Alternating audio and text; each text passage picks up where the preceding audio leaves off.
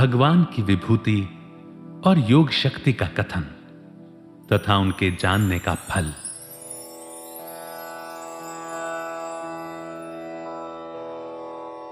श्री भगवान बोले, हे महाबाहो, फिर भी मेरे परम रहस्य और प्रभाव युक्त वचन को सुन, जिसे मैं तुझे अपना प्रिय मानकर तेरे हित की कामना से कहूंगा। मेरी उत्पत्ति को अर्थात लीला से प्रकट होने को न देवतागण और न ही महर्षि जन जानते हैं, क्योंकि मैं सभी देवताओं और महर्षियों का आदि कारण हूं। जो मुझे अजन्मा, अनादि और लोकों का महान ईश्वर जानता है, वो मनुष्यों में ज्ञानवान मनुष्य सभी पापों से मुक्त हो जाता है।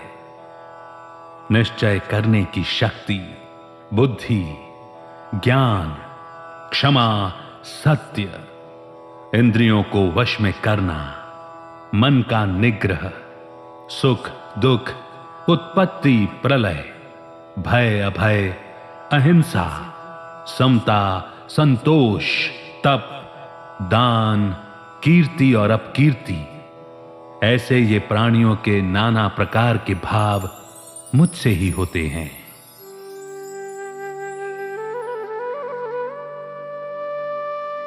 इस श्लोक के शुरुआत में भगवान के शब्दों से पता चलता है कि वो देख पा रहे थे कि अर्जुन अब उन्हें और भी ज्यादा ध्यान से सुन रहे थे, अर्थात वो अपने आत्म भाव में टिकने लगे थे। भगवान में उनकी श्रद्धा गहरी होने लगी थी और उनकी बातें अर्जुन के मन में उतरने लगी थी। इसीलिए वो उन्हें उस परम रहस्य के बारे में बताने जा रहे थे जिसे कोई नहीं जानता। वो ऐसा इसलिए कहते हैं ताकि इस परम रहस्य को जानकर अर्जुन और बाकी सभी मनुष्यात्माओं का कल्याण हो सके। भगवान अति सूक्ष्म होने के कारण अप्रकट है, यानी कि वो दिखाई नहीं देते। फिर भी वो ब्रह्मांड में अपनी महिमा को अलग अलग तरह से प्रकट करते हैं। वो खुद को कैसे प्रकट करेंगे, कौन सा अवतार लेकर आएंगे, आदि भगवान के विषय के रहस्य को देवता और संत भी नहीं जान सकते। मनुष्य की समझ या तर्क उनके स्वभाव को नहीं जान सकती। परम आत्मा तो अपने भक्तों के शुद्ध भाव में अपनी असीम करुणा से खुद को प्रकट करते हैं। परमात्मा अजन्मे, शाश्वत और जगत के स्वामी हैं। हालांकि उनका कभी जन्म नहीं होता, फिर भी सारा अस्तित्व उन्हीं से प्राप्त होता है। परमात्मा क्या करने वाले हैं, अगर ये जानना हो तो उनसे भी परे जाना होगा, लेकिन यह तो संभव ही नहीं है, क्योंकि परमात्मा ही तो हर चीज का बीज और आधार है। तो उनसे परे कैसे जाया जा सकता है? जो असीम हैं, जिनका न आदि है न अंत, उन्हें ऊपर कैसे उठाया जा सकता है? इसीलिए वो किस रूप में प्रकट होंगे, कब प्रकट होंगे, ये कोई भी नहीं जान सकता। आगे भगवान कहते हैं कि जो मनुष्य ये जान जाता है कि भगवान अजन्मे, अनादि और सभी लोकों के ईश्वर हैं, वो सभी पापों से मुक्त हो जाता है। यहां कहने का भाव यह है कि जिन मनुष्यों ने खुद को आत्मा अनुभव कर परमात्मा को जाना है, अर्थात जिन्होंने सुनी सुनाई बातों पर या आंखें बंद कर सिर्फ मान्यताओं पर विश्वास नहीं किया, बल्कि आध्यात्म के रास्ते पर आगे बढ़कर खुद अनुभव किया है, ऐसे मनुष्य सभी पापों से मुक्त हो जाते हैं। परमात्मा अनंत हैं, अनादि हैं, इसीलिए वो किसी सीमित रूप में खुद को व्यक्त नहीं कर सकते।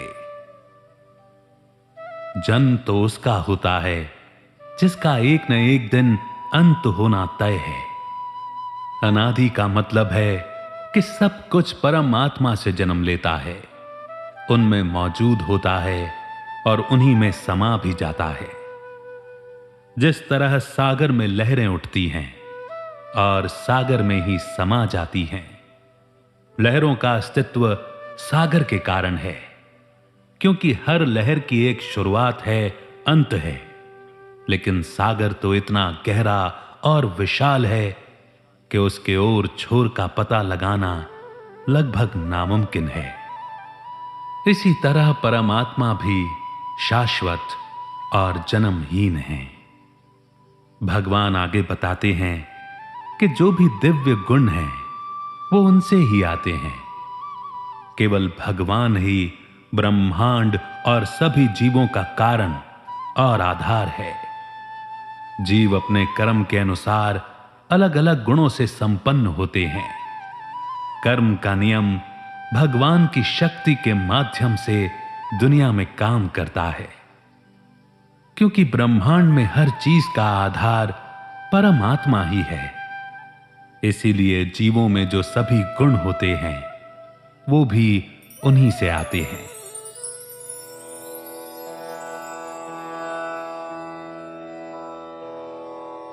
भगवान आगे कहते हैं, 7 महर्षि, 4 उनमें से पूर्व में होने वाले सनकादि और 14 मनुगण, ये सब मुझ में भाव वाले मेरे मन से उत्पन्न हुए हैं।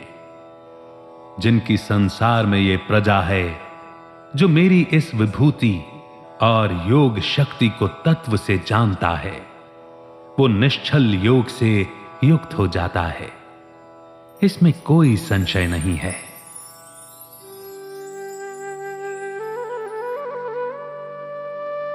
इस श्लोक में बताया गया है कि मानव जाति की शुरुआत कैसे हुई। ब्रह्मांड में ब्रह्मा की पहली अभिव्यक्ति को ही हिरण्यगर्भ या प्राण कहा जाता है। हिरण्यगर्भ के मन से 4 मनुष्यों का जन्म हुआ और पुराणों के अनुसार ये ब्रह्मा जी के पुत्र माने जाते हैं। इनके नाम हैं सनक, सनंदन, सनातन और सनत कुमार। इसके साथ ही 7 महर्षियों का जन्म हुआ, जिनके नाम हैं महर्षि वशिष्ठ, विश्वामित्र, कणव, भारद्वाज, अत्रि, वामदेव और शौनक ऋषि। भगवान कहते हैं कि इन सभी की उत्पत्ति उनसे हुई है। इन ऋषियों ने परम तत्व को अनुभव कर लिया था। वो उस ऊंची स्थिति तक पहुंच गए थे जहां परमात्मा से जुड़ा जाता है। इन सभी का भाव या मन परम तत्व में लगा रहता था। इस तरह 7 ऋषि और 4 मनु उत्पन्न हुए, जिन्हें दुनिया को आबाद करने का आदेश दिया गया था। तत्व से जानने का मतलब है कि ये जान लेना कि ये जो दिखाई देने वाला संसार है वो सब भगवान की माया है और एक वासुदेव भगवान ही परम सत्य है। भगवान कहते हैं कि जो भी मनुष्य अपने आत्म भाव में ठहर कर उन्हें अनुभव कर लेता है, ये जान जाता है कि वो सर्वव्यापी नहीं परंतु सर्वशक्तिमान हैं, संसार के रचयिता हैं, प्रकृति के तत्व और हर आत्मा के रचयिता यानी क्रिएटर हैं। वो उनके साथ एक हो जाता है। ऐसे मनुष्य के मन में 2 का भाव खत्म हो जाता है। पहला अद्वैत भाव तो यही कि ईश्वर एक है और दूसरा ये कि मैं अलग हूं और भगवान अलग है। जहां 2 का भाव खत्म हो जाए वहां द्वेष, ईर्ष्या, लगाव सभी भाव खत्म हो जाते हैं और मन शुद्ध हो जाता है, जो मनुष्य की मुक्ति का कारण बन जाता है।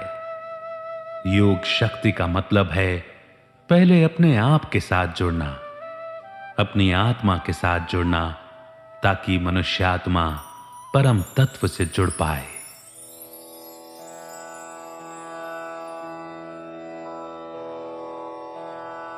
भगवान कहते हैं, मैं वासुदेव ही संपूर्ण जगत की उत्पत्ति का कारण हूं और मुझसे ही सारा संसार चलता है। ऐसा जानकर श्रद्धा और भक्ति से युक्त बुद्धिमान भक्तजन मुझ परमेश्वर को ही निरंतर भजते हैं। मुझ में अपने चित्त को लगाकर और प्राणों को अर्पित करके भक्तजन आपस में मेरी भक्ति की चर्चा करते हुए मेरा गुणगान कर निरंतर संतुष्ट होते हैं और वे मुझ में ही रमण करते हैं। उन निरंतर मेरे ध्यान में लगे हुए और प्रेम पूर्वक भजने वाले भक्तों को मैं बुद्धि योग प्रदान करता हूं, जिससे वे मुझे ही प्राप्त होते हैं। उन पर अनुग्रह करने के लिए उनके आत्म भाव में स्थित हुआ मैं अज्ञान से जन्मे अंधकार को प्रकाशमय तत्व ज्ञान रूप दीपक के द्वारा नष्ट कर देता हूं। भगवान एक बार फिर इस बात को कहते हैं कि वो सबके जन्म का कारण है, क्योंकि किसी भी चीज के अस्तित्व में आने के लिए बीज की जरूरत होती है और परमात्मा वो बीज हैं जिनसे जीवन की शुरुआत हुई थी, जिनसे मनुष्य सृष्टि के वृक्ष की शुरुआत हुई थी और उनकी शक्ति के कारण ही सब कुछ चलता है। यहां बुद्धिमान उसे कहा गया जिसका मन बुद्धि परमात्मा को पाने की ओर लगा हुआ है, अर्थात वही समझदार है। इस श्लोक में भगवान बता रहे हैं कि आखिर भक्त किसे कहा जाता है। यहां उस भक्त के बारे में बताया गया है जिसने परम तत्व को अनुभव कर लिया है। यहां वो 3 बातें कहते हैं। पहला, उनमें अपने चित्त को लगाए रखे, यानी जो मनुष्य लगातार अपने मन बुद्धि को परमात्मा में लगाए रखता है वो भक्त कहलाने योग्य हो जाता है। ऐसा मनुष्य जिसकी बुद्धि को विश्वास हो जाता है कि परम तत्व ही वो आधार हैं जिनके कारण संसार बना है और अकेले मनुष्य का कोई भी अस्तित्व नहीं है, तो उसके मन को बेचैन करने वाले विचार उठना बंद हो जाते हैं। उसकी बुद्धि परेशान नहीं होती और वो लगातार अपने मन और चित्त को परमात्मा में लगाने के योग्य हो जाता है। दूसरा, अपने प्राणों को उनमें लीन करके। इसका मतलब है कि अपनी कर्मेंद्रियों को कंट्रोल में करना। भगवान कभी ये नहीं कहते कि संसार से दूर भागना है, बल्कि वो ये कहते हैं कि इंद्रियों को इस कदर काबू में करना है कि मनुष्य के सामने चाहे कैसी भी आकर्षक वस्तु, व्यक्ति या वैभव क्यों ना आ जाए या कैसी भी परिस्थिति क्यों ना आ जाए, वो उसकी इंद्रियों को बेचैन न कर पाए और उसे हमेशा ये याद दिलाती रहें कि अगर परमात्मा नहीं होते तो उसकी इंद्रियों का कोई अस्तित्व नहीं होता। तीसरी बात, एक दूसरे के साथ चर्चा करने का मतलब है कि जब मनुष्य अपने अनुभव, अपने ज्ञान को एक दूसरे के साथ बांटता है तो उसका ज्ञान बढ़ता चला जाता है।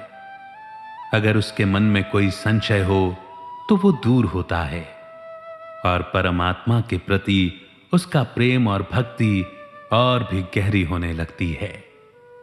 वे भक्त जिन्होंने खुद को भगवान को समर्पित कर दिया है, जो हमेशा बिना किसी स्वार्थ के प्रेम से भगवान को याद करते हैं, उन्हें दिव्य कृपा यानी आशीर्वाद प्राप्त होता है। नित्य निरंतर का मतलब है कि जहां कोई भी अंतर ना हो, एक पल भी ऐसा ना हो कि जिसमें प्रभु की याद ना हो। यहां मन की स्थिति ऐसी हो जाती है कि वो बस भगवान में ठहर जाता है। ऐसे भक्तों को भगवान बुद्धि योग या समझ का योग देते हैं, जिसके द्वारा वे ज्ञान प्राप्त करते हैं, जो उन्हें सभी जीवों में परमात्मा का रूप देखने के लिए प्रेरित करती है। बुद्धि योग का मतलब है कि एनर्जी का जगत की ओर नहीं, बल्कि जगत का निर्माण करने वाले की ओर जाना। इसके लिए पहले स्वयं के साथ जुड़ना होता है, यानी आत्म भाव में टिकना होता है, और फिर आत्मा का बुद्धि योग परमात्मा से जुड़ जाता है और वो अंत में उन्हें पा लेता है। ऐसे भक्तों पर कृपा करने के लिए भगवान, जो परमात्मा के रूप में आत्मा की ज्योति को जगा देते हैं और बुद्धि में अज्ञान से जन्मे अंधकार को अपने दिव्य ज्ञान से प्रकाशित कर देते हैं। यहां कहने का भाव यह है कि ऐसे भक्त अद्वैत सिद्धांत को मानने वाले बन जाते हैं, यानी जहां दो का भाव ही खत्म हो जाता है। ऐसे भक्त जान जाते हैं कि सब कुछ परमात्मा से शुरू होता है और एक दिन उनमें ही सिमट जाता है। सब उनकी ही परछाई है। मैं और तू का भेद ही बाकी नहीं रहता। अगर गौर से सोचा जाए तो ये मैं और तू, मेरा और तेरा ही तो हर झगड़े और क्लेश की जड़ हैं। ये दो का भाव ही तो हर भेदभाव का कारण है। बुद्धि योग मिल जाने से जड़ ही नष्ट हो जाती है। भगवान बताते हैं कि कैसे भक्ति अज्ञान के नाश और प्रकाश के उदय की ओर ले जाती है। भक्ति भी ज्ञान पाने का एक साधन है। इसके माध्यम से मनुष्य दिव्य कृपा और बुद्धि योग यानी समझने की शक्ति प्राप्त करते हैं। बुद्धि योग का मतलब होता है दिल का जुड़ाव। मन यानी मन के विचार और बुद्धि यानी दिल का प्रेम एक परमात्मा से होना।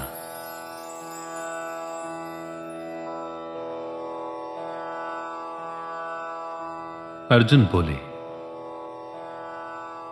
आप परम ब्रह्म, परम धाम और परम पवित्र हैं, क्योंकि आपको सब ऋषिगण, सनातन दिव्य पुरुष एवं देवों का भी आदि देव, अजन्मा और सर्वशक्तिमान कहते हैं।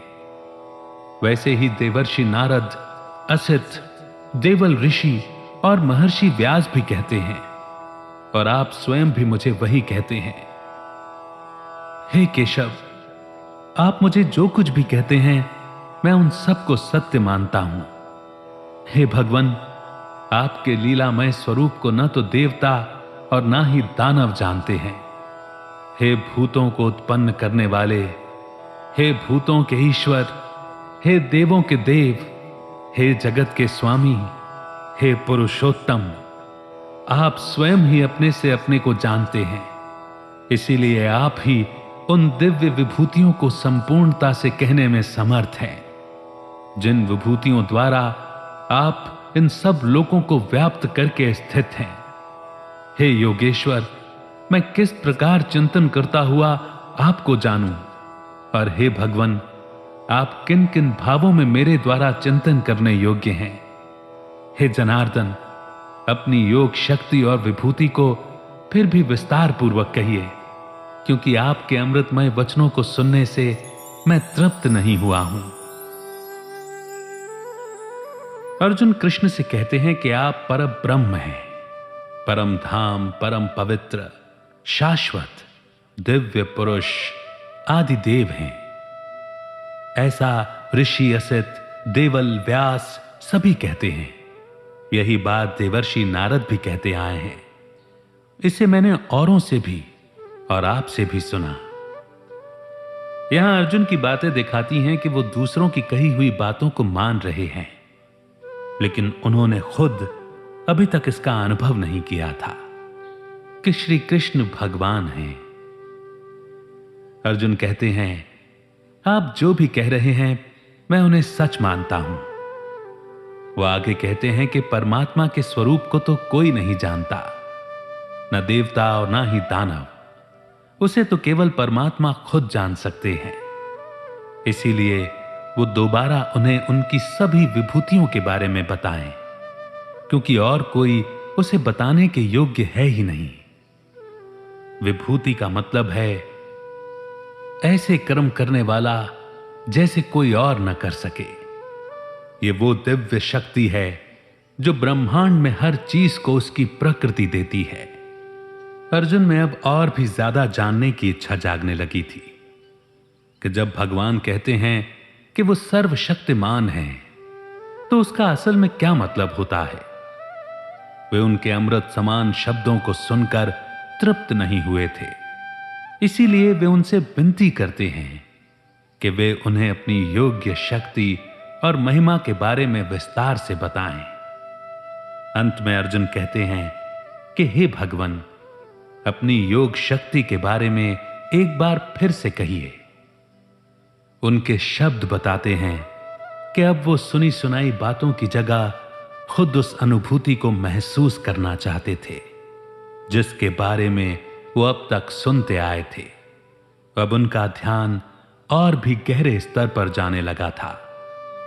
अर्जुन को कुछ कुछ लगने लगा था कि पूरी सृष्टि भगवान की शक्तियों की अभिव्यक्ति के अलावा और कुछ नहीं है, और कोई नहीं बल्कि भगवान स्वयं उनके रहस्य को जानते हैं। अब उन्हें परम तत्व की दिव्यता का अनुभव होने लगा था, इसीलिए वो भगवान की बातों को अमृत के समान वाणी कह रहे हैं।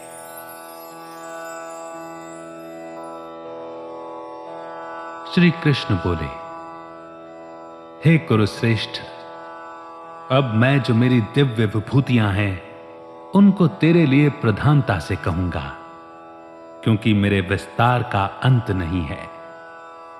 हे अर्जुन, मैं सब भूतों के हृदय में स्थित सबका आत्मा हूं तथा संपूर्ण भूतों का आदि, मध्य और अंत भी मैं ही हूं। मैं 12 आदित्यों में विष्णु, ज्योतियों में किरणों वाला सूर्य, मरुतों में मारीची और नक्षत्रों का अधिपति चंद्रमा हूं। मैं वेदों में साम वेद हूं, देवों में इंद्र, इंद्रियों में मन और भूत प्राणियों की चेतना हूं। इस श्लोक से श्री कृष्ण अर्जुन को उनके हर एक जीव में और उनके संयोग से उत्पन्न होने वाली चीजों में अपने अस्तित्व के होने के बारे में विस्तार से बताना शुरू करते हैं। भगवान साफ साफ इस बात को कहते हैं कि उनके बिना किसी भी जीव या प्रकृति में कोई जीवन नहीं होगा। उनके बिना हर चीज निर्जीव हो जाएगी। उनके बिना हर ओर सिर्फ मायूसी होगी। उनके बिना संसार से वो रौनक चली जाएगी जो इसे जीवंत बनाए हुए हैं। क्योंकि ईश्वर अनंत है, इसीलिए उनकी अभिव्यक्तियां भी अनंत हैं। उनका विस्तार होना कभी बंद नहीं होता। वो खुद को ब्रह्मांड में असंख्य रूपों के माध्यम से प्रकट करते हैं। हर एक रूप भगवान के एक एक गुण का प्रतीक है। भगवान कहते हैं, मैं वो आत्मा हूं जो सभी जीवों के हृदय में वास करता हूं। मेरे ही गुण हर एक आत्मा में मौजूद हैं। यहां हृदय का मतलब शरीर में धड़क रहे दिल से नहीं है, बल्कि उस भाव से है कि सभी जीवों में परमात्मा आत्मा के गुणों के रूप में वास करते हैं। इसीलिए हर जीव परमात्मा का ही हिस्सा है, उनसे अलग नहीं। अर्थात जहां एक का भाव हो वहां परमात्मा है।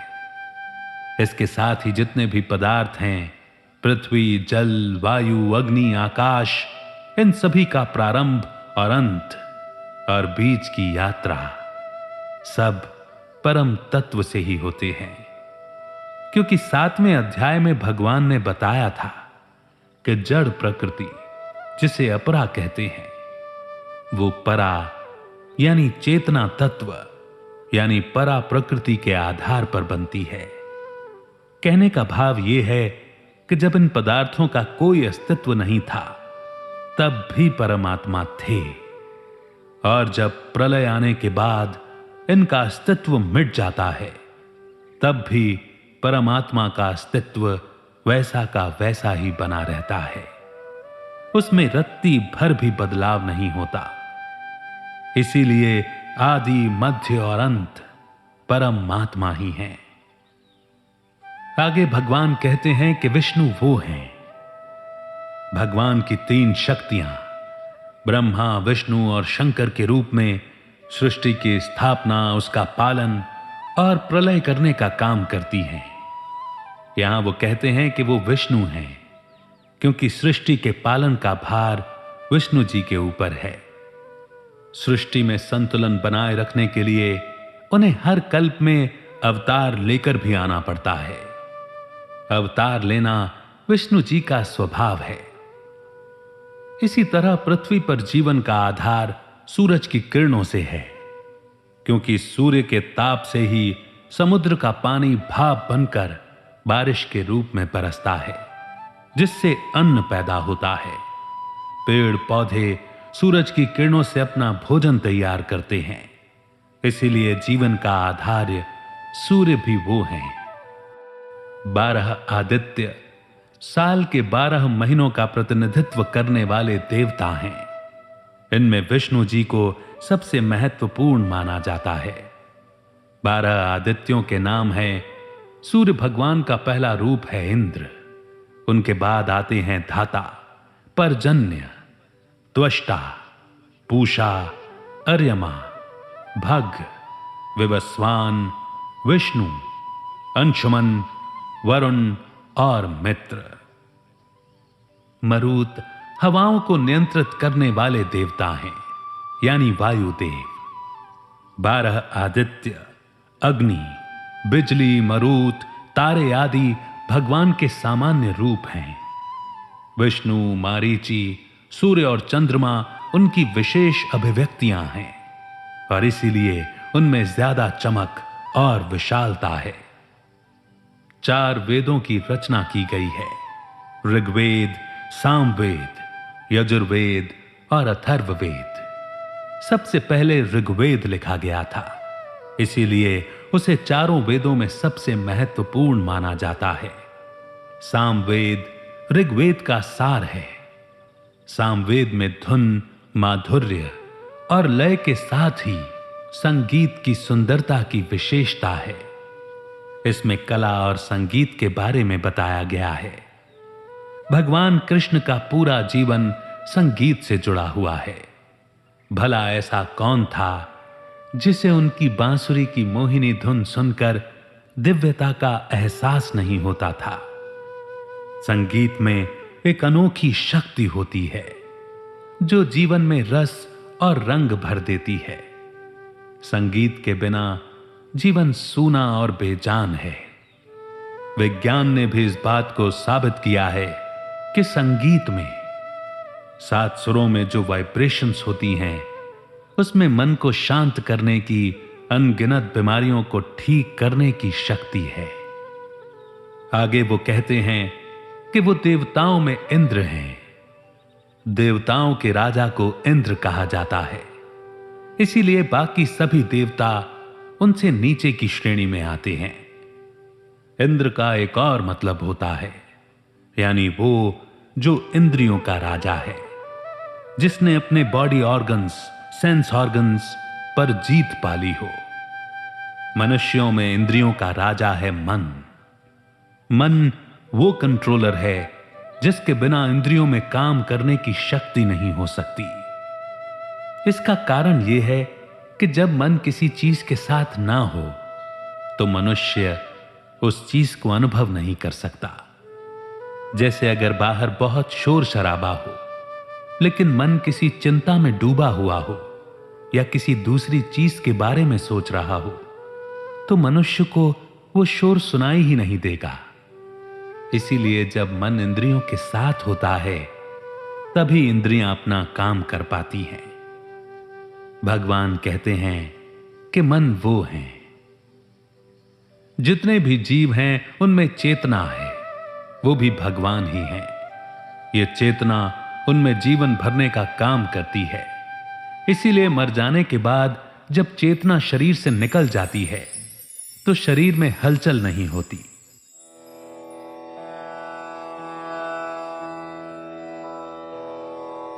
श्री कृष्ण कहते हैं, मैं एकादश रुद्रों में शंकर हूं, यक्ष तथा राक्षसों में धन का स्वामी कुबेर मैं हूं। मैं 8 वसुओं में अग्नि और शिखर पर्वतों में सुमेरु पर्वत हूं। पुरोहितों में मुखिया बृहस्पति मुझको जान। हे पार्थ, मैं सेनापतियों में स्कंद और जलाशयों में समुद्र हूं। मैं महर्षियों में भृगु और शब्दों में ओमकार हूं।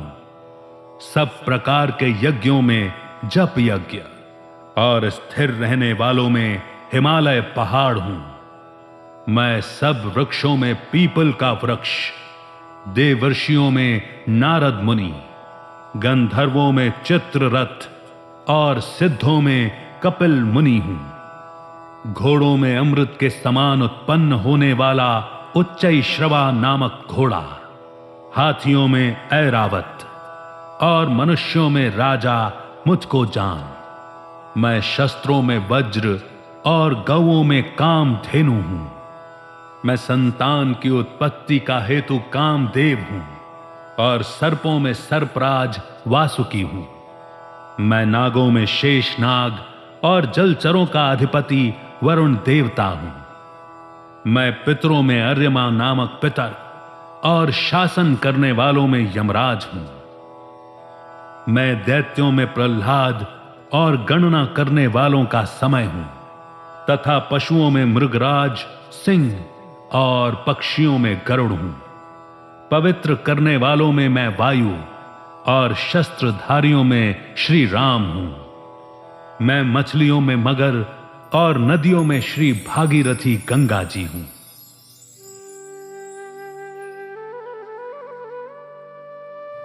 अब भगवान कहते हैं कि वे शंकर भी हैं, यानी वो शक्ति जो विनाश का काम करती है, यानी जीवन की शुरुआत भी भगवान से होती है और उसका अंत भी उन्हीं से होता है। रुद्र विनाश के देवता हैं। जब सृष्टि में अन्याय के कारण अंधकार फैल जाता है तो उसका विनाश करना जरूरी हो जाता है। जिस तरह पौधे के बाहर आने के लिए बीज का नाश हो जाता है, उसका स्वरूप बदल जाता है, ठीक वैसे ही प्रलय के बाद एक नई सृष्टि का जन्म होता है। शंकर रचनात्मक विनाश के देवता हैं। वसु मौसम की अध्यक्षता करने वाले देवता हैं। मेरु एक पौराणिक पहाड़ है जिसे ब्रह्मांड का केंद्र माना जाता है, जहां से गंगा यानी कि आध्यात्मिक ज्ञान मानवता को आशीर्वाद देने के लिए चारों दिशाओं में बहती है। बृहस्पति देवताओं के गुरु हैं। बृहस्पति ज्ञान का स्रोत हैं, यानी ज्ञान की शुरुआत भगवान से होती है। बृहस्पति वृक्षपति का अपभ्रंश भी है। वृक्ष का पति अर्थात परमात्मा, और वही तो एक ज्ञान के सागर हैं। स्कंद शिव के पुत्र हैं, जो मोर पर सवारी करते हैं और भाला चलाने वाले सेनापति हैं। महासागर सभी नदियों का स्रोत यानी कि आधार है, क्योंकि इससे पानी भाप बनकर ऊपर उठता है, बारिश के रूप में बरसता है, जो नदियों को जल देने का काम करता है। इस प्रक्रिया में समुद्र का खारा पानी मीठा होता चला जाता है। इसी तरह भगवान अनंत शांति और प्रेम के महासागर हैं, और सभी जीव वो जो छोटी छोटी बूंदें हैं जिनका जन्म सागर से होता है और एक दिन वो उसी सागर में समा जाती हैं। भृगु ऋषि को 7 ऋषियों में सबसे ऊंचा दर्जा दिया गया है। एक अक्षर ओम वो ध्वनि है जो ब्रह्मांड में लगातार गूंज रही है। सारे अक्षरों का जन्म ओम से ही हुआ है। जप योग यानी भगवान को याद करते हुए मंत्र का जाप करना। जप यज्ञ को सभी यज्ञों में सर्वश्रेष्ठ माना जाता है, क्योंकि जब लगातार मंत्रों का जाप किया जाता है तो चित्त में अग्नि पैदा होती है, जो चित्त में छपे इंप्रेशन को भस्म करने का काम करती है। हिमालय पर्वत महान है क्योंकि यह दुनिया में सबसे ऊंचा और योगियों को आध्यात्मिक उन्नति प्रदान करता है।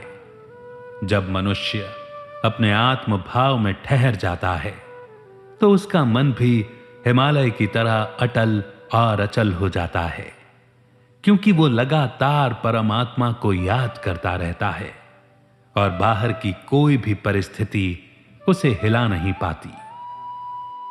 यहां कहने का भाव यह है कि भगवान सिर्फ मनुष्यों के रूप में विद्यमान नहीं है, बल्कि वो तो प्रकृति में अनेक रूपों में मौजूद हैं। पेड़ हों, वनस्पतियां हों या फिर पशु पक्षी, उनका अस्तित्व भी भगवान से ही है। पीपल को सनातन धर्म में एक बहुत पूजनीय पेड़ माना जाता है। पीपल के पेड़ का जीवन काल बाकी पेड़ों से ज्यादा लंबा होता है। यह इतना लंबा होता है कि इसे एक तरह से अमर पेड़ कहा जाता है। इसके साथ दैवीय गुण जुड़े हुए हैं। दैवीय गुण अर्थात जिनमें देने की भावना हो, इसीलिए इसकी पूजा की जाती है। वैज्ञानिक खोजों से यह पाया गया है कि पीपल का पेड़ दिन के साथ साथ रात को भी ऑक्सीजन देता है। इसीलिए पीपल में जीवन बढ़ाने की शक्ति होती है, प्राण वायु देने की, उत्पन्न करने की शक्ति होती है। नारद मुनि नारायण के सबसे बड़े भक्त हैं।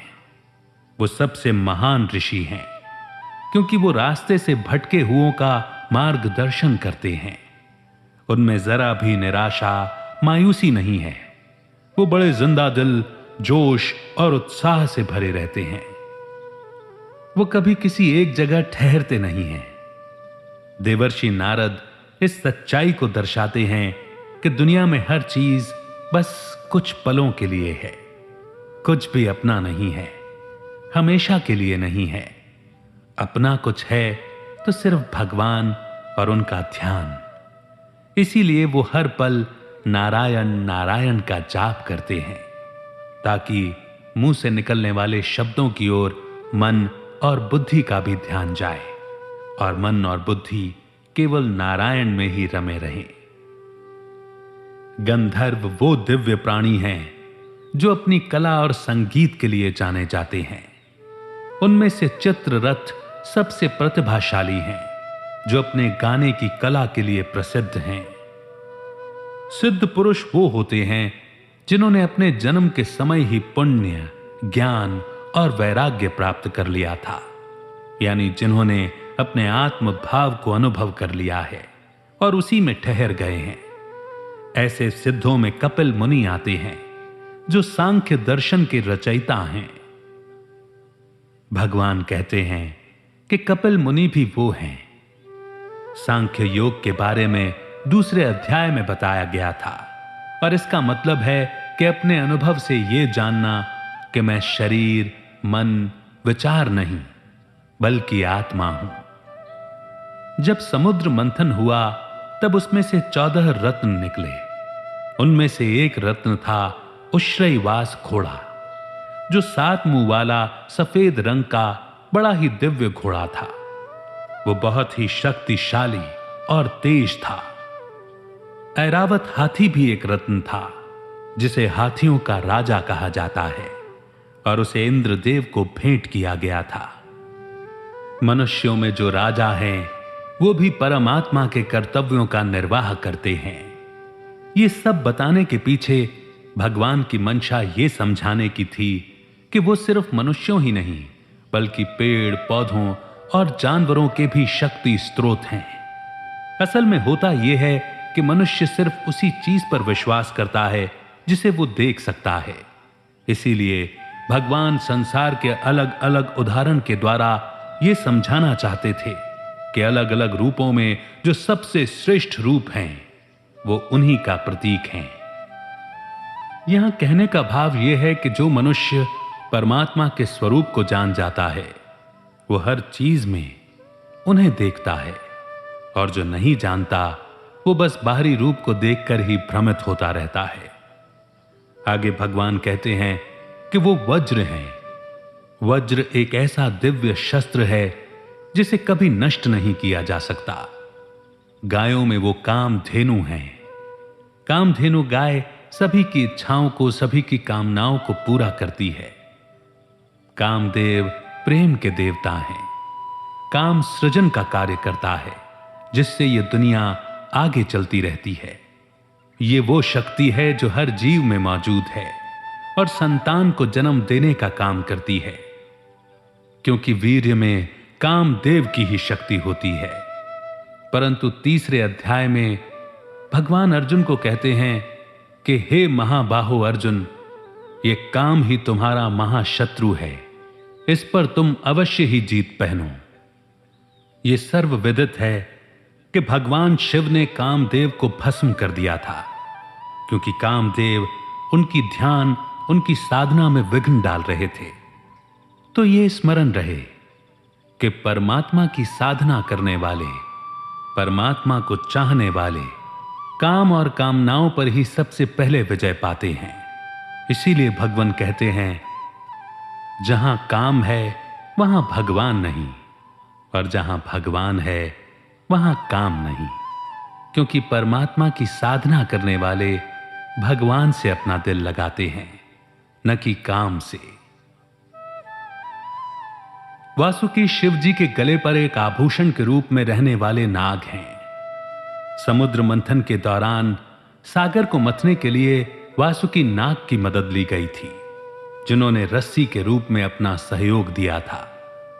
एक फन वाले नाग को सर्प कहते हैं, कई फन वाले सांप को नाग कहा जाता है, जिसमें शेषनाग सबसे शक्तिशाली और सबसे दिव्य हैं, जिन पर सृष्टि के पालन करता विष्णु जी विराजते हैं। वरुण समुद्रों के राजा, सभी जलों के स्वामी हैं। आर्यमा पूर्वजों की दुनिया के राजा हैं। यम मृत्यु के देवता हैं, जो जीवन को नियंत्रित करते हैं। सृष्टि के सृजन के लिए मृत्यु का होना बहुत जरूरी है। हर बीतते पल के साथ हर एक जीव अपनी मौत की ओर बढ़ रहा होता है। मृत्यु दुनिया में संतुलन बनाए रखती है। प्रहलाद एक राक्षस राजा हिरण्यकश्यप के पुत्र थे और नारायण के अनन्य भक्त थे। तो भगवान कहते हैं कि वो दैत्यों में प्रहलाद हैं। पूरी प्रकृति समय से बंधी हुई है। समय को भूत, वर्तमान और भविष्य में विभाजित किया जाता है। समय के अनुसार ही सब कुछ चलता है। तो भगवान कहते हैं कि काल यानी कि समय भी वो ही हैं। शेर जानवरों के बीच अपनी ताकत के लिए मशहूर है। गरुड़ अपनी उड़ान, पहचानने की शक्ति और उन ऊंचाइयों के लिए प्रसिद्ध है जहां तक और पक्षी नहीं पहुंच पाते। हवा जब चलती है तो सब कुछ साफ करती चली जाती है, क्योंकि जब हवा का आना जाना होता है तो उस जगह की दुर्गंध दूर हो जाती है और वातावरण शुद्ध हो जाता है। आगे भगवान कहते हैं कि वो श्री राम हैं। मर्यादा पुरुषोत्तम श्री राम जीवन के सभी पहलुओं में एक आदर्श बेटे, पति, भाई, मित्र, योद्धा, राजा और पिता थे। उन्होंने अपने जीवन के माध्यम से मनुष्यों को यह सिखाने की कोशिश की है कि जीवन को किस तरह जीना चाहिए और घर परिवार में मर्यादा में रहते हुए कैसे व्यवहार करना चाहिए। मकर सबसे बड़ी और सबसे शक्तिशाली मछली है। गंगा सबसे पवित्र नदी है। रिसर्च से यह बात साबित हो चुकी है कि गंगा के पानी में कभी भी बैक्टीरिया नहीं पनपते। इसके साथ ही गंगा के पानी में कई औषधीय गुण हैं। तो भगवान कहते हैं कि मनुष्यों के पाप धोने वाली पवित्र गंगा भी वो ही हैं।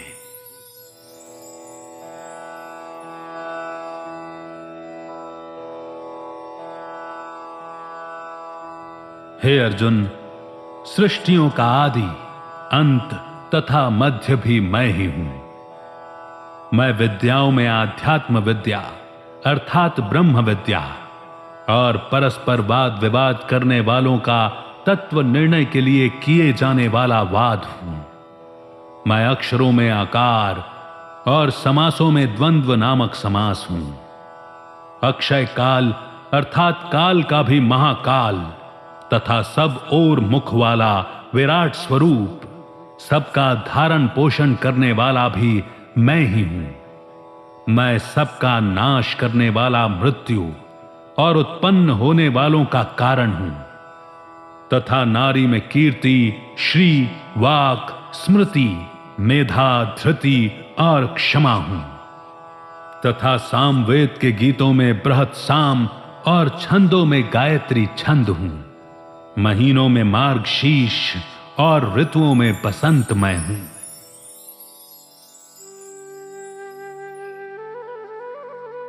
भगवान कहते हैं कि वे आध्यात्म विद्या हैं। आध्यात्म विद्या यानी जो भी विद्या मनुष्य को उसके असली स्वरूप के साथ जुड़ने में मदद करे ताकि वो आत्मा और परमात्मा दोनों को जान सके, उसे ही आध्यात्म विद्या कहा जाता है। आगे भगवान कहते हैं कि जब मनुष्य एक दूसरे से बातचीत करता है तो अक्सर उसका अहंकार उस पर हावी होने लगता है और वो खुद को सही और सामने वाले को गलत साबित करने में लग जाता है। ये वाद विवाद तब झगड़े और बहस का रूप ले लेता है। वाद का मतलब है अपनी बात रखना, जो एक दूसरे का ज्ञान बढ़ाने के लिए बात को काटे बिना बुद्धि के विकास के लिए हो, उसे वाद कहते हैं।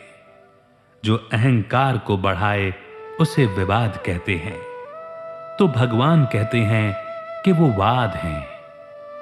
संस्कृत में अक्षर अ की ध्वनि हर अक्षर में प्रधान होती है, जो शब्दों के उच्चारण को बहुत मधुर और लयबद्ध बनाती है।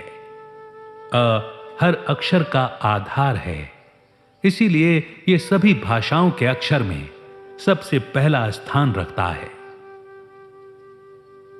द्वंद्व समास का मतलब है ऐसा समास जो दो बिल्कुल अलग अलग यानी विपरीत चीजों को जोड़ने का काम करता है। समास का मतलब है जोड़ या कनेक्शन। यहां कहने का भाव यह है कि प्रकृति में चीजें अलग अलग होते हुए भी कहीं ना कहीं एक दूसरे से जुड़ी हुई हैं, और भगवान वो द्वंद्व समास हैं जो हर चीज को जोड़ने का काम करते हैं, क्योंकि उन्हीं से तो सब कुछ बना है। द्वंद्व समास के उदाहरण हैं सुख दुख, हानि लाभ, मान अपमान, रात दिन आदि। ये दोनों बिल्कुल विपरीत चीजें हैं, लेकिन हमेशा साथ साथ जोड़े में आती हैं। इसीलिए सुख के बाद दुख आता है। चाहे रात का कितना भी घना अंधकार पसरा हो, उसके बाद सूरज का उजाला हर ओर रोशनी कर ही देता है, क्योंकि बदलाव ही प्रकृति का अटल सत्य है। इसीलिए भगवान कहते हैं कि सुख या दुख में ना अटको, बल्कि इनके बीच समान अवस्था में रहो।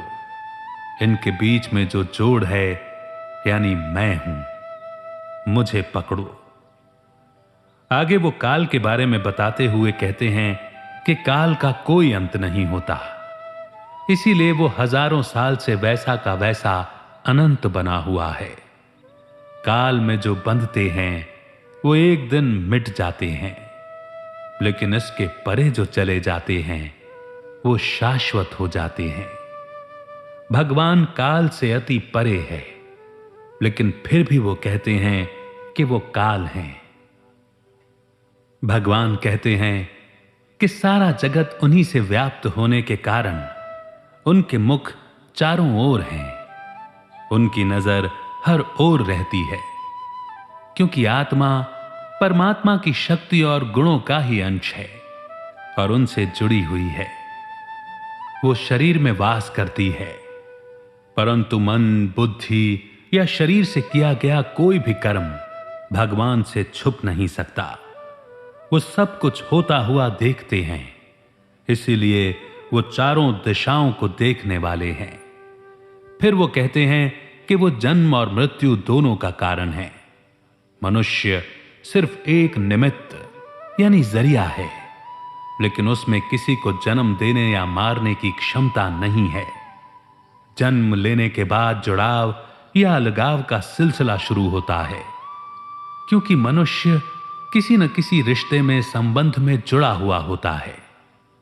लेकिन एक दिन 5 तत्वों से बने इस पिंजड़े को तोड़कर वो दिव्य पंछी यानी कि आत्मा परम धाम को चली जाती है। मनुष्य तो मिट्टी का वो पुतला है जिसका जन्म भी मिट्टी से हुआ और मर जाने के बाद भी उसे दोबारा मिट्टी में मिल जाना है। इसीलिए वो कहते हैं कि वो जन्म और मृत्यु दोनों का कारण है। आगे भगवान स्त्री के 7 गुणों की बात कर रहे हैं। कीर्ति आदि ये 7 देवताओं की पत्नियां और उनके गुण हैं, इसीलिए दोनों तरह से ही भगवान की विभूतियां हैं। नारी में कुछ खास गुण होते हैं, जैसे उसे श्री यानी घर की लक्ष्मी कहा जाता है। वो घर को संजोकर रखने का काम करती है। उसमें धीरज, माफ करने का गुण पुरुषों से ज्यादा होता है। उसमें भाव ज्यादा होते हैं, इसलिए वो दिल से सोचती है और पुरुष दिमाग से सोचते हैं।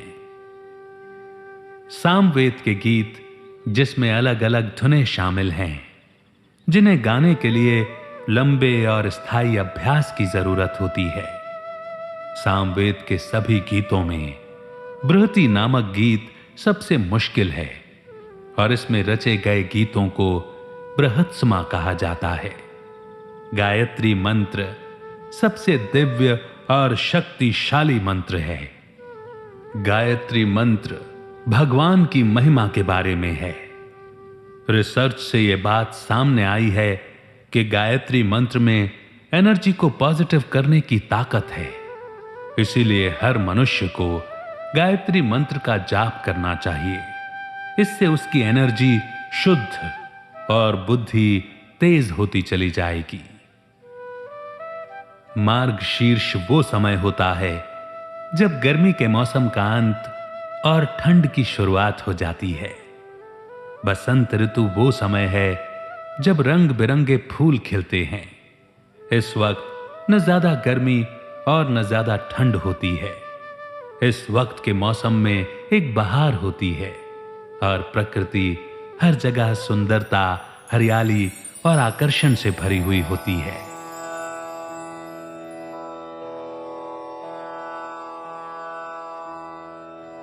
श्री भगवान बोले, मैं छल करने वालों में जुआ और प्रभावशाली पुरुषों का प्रभाव हूं। मैं जीतने वालों का विजय, निश्चय करने वालों का निश्चय और सात्विक पुरुषों का सात्विक भाव हूं। वृष्णिवंशियों में वासुदेव अर्थात मैं स्वयं तेरा सखा, पांडवों में धनंजय अर्थात तू, मुनियों में वेद व्यास और कवियों में शुक्राचार्य कवि भी मैं ही हूं। मैं दमन करने वालों का दंड अर्थात दमन करने की शक्ति हूं। जीतने की इच्छा रखने वालों की नीति, गुप्त रखने योग्य भावों का रक्षक मान हूं और ज्ञानवानों का तत्व ज्ञान मैं ही हूं। एक कहावत है कि जिंदगी एक जुआ है, क्योंकि कोई नहीं जानता कि अगले पल क्या होगा। जैसे जुए में मनुष्य कुछ जीतने की इच्छा रखता है, वैसे ही मनुष्य अपनी इच्छाओं को पूरा करने के लिए न जाने कितने प्रकार के छल और प्रपंच करता है। वो समझ ही नहीं पाता कि वो जो कुछ पाएगा उसे यहीं छोड़कर जाना होगा। यादवों के वंश में एक वृष्णि वंश भी था, तो भगवान कह रहे हैं कि अपने वंश में वो भगवान हैं और पांडवों के वंश में अर्जुन भगवान हैं, यानी वो उनका ही स्वरूप है। यहां कहने का भाव यह है कि परमात्मा के गुण और शक्तियां तो हर जीवात्मा में हैं। ऐसा कुछ नहीं जगत में जिसमें भगवान की सात्विकता की शक्ति नहीं है। यानी यहां दो हैं ही नहीं, सब एक ही हैं। यानी अलग अलग होते हुए भी सभी एक दूसरे से जुड़े हुए हैं। ऋषि व्यास ने कई वेद, उपनिषद और पुराण लिखे हैं। भगवान कहते हैं कि वो ऋषि व्यास हैं, दानवों के गुरु शुक्राचार्य हैं, जो दानवों को ज्ञान देते हैं। दंड देने की शक्ति जो भगवान के धर्मराज के स्वरूप से आती है, जंग में जीत की इच्छा रखने वालों की नीति यानी स्ट्रेटजी में भी वो ही हैं। यानी उसे बनाने के लिए जो प्रखर बुद्धि चाहिए वो भी भगवान ही हैं। कोई भी रहस्य अगर किसी भी रूप में व्यक्त किया जाता है तो वो रहस्य नहीं रह जाता। इसीलिए मौन यानी कम बोलना किसी भी रहस्य को बनाए रखने का सबसे अच्छा तरीका होता है, जो मनुष्य को ठहराव देता है।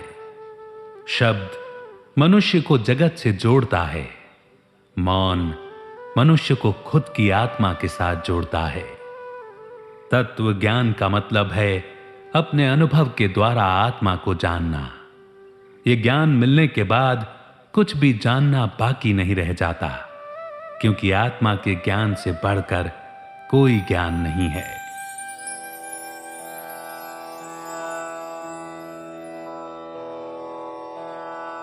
हे अर्जुन, जो सब भूतों की उत्पत्ति का कारण है वो भी मैं ही हूं, क्योंकि ऐसा चर और अचर कोई भी भूत नहीं है जो मुझसे रहित हो। हे परंतप, मेरी दिव्य विभूतियों का अंत नहीं है।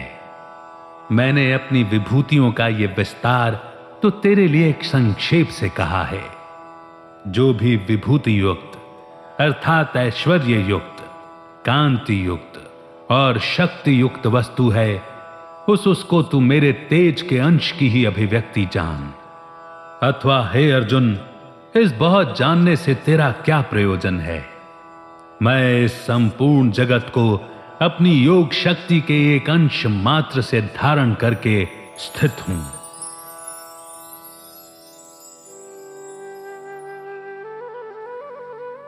जिस तरह बीज समस्त पेड़ों का स्रोत है, उसी तरह परमात्मा समस्त सृष्टि का आधार है।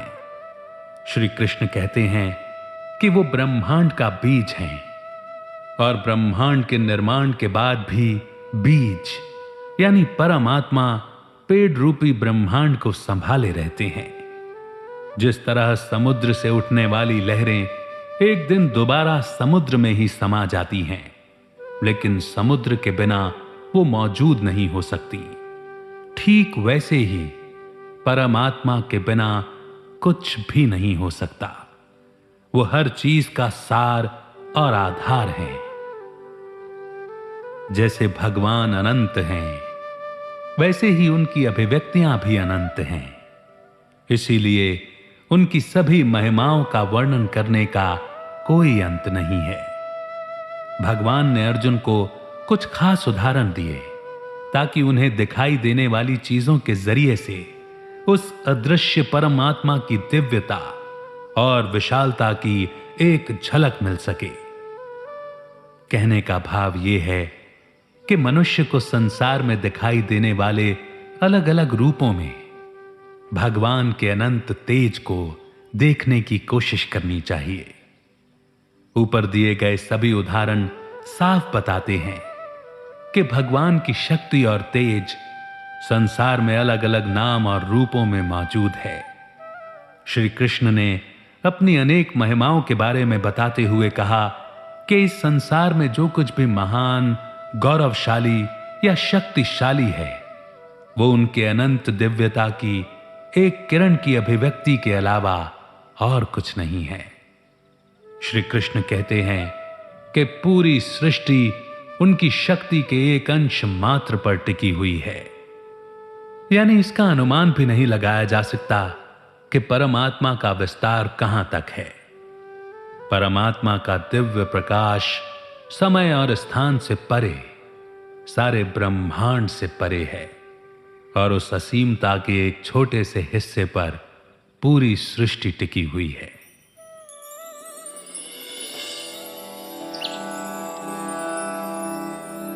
और यहीं पर श्रीमद् भगवद गीता जी का 10वां अध्याय समाप्त होता है। और अब बारी है इस अध्याय के सार के बारे में। इस अध्याय में हम देख सकते हैं कि अर्जुन में भगवान के बारे में जानने की रुचि पैदा होने लगी थी और उन्होंने भगवान से विनती की कि वो अपनी विभूतियों के बारे में बताएं, क्योंकि किसी और में वो क्षमता नहीं है। भगवान जानते हैं कि मनुष्य इतना नासमझ है कि वो सिर्फ दिखाई देने वाली चीजों पर ही विश्वास करता है।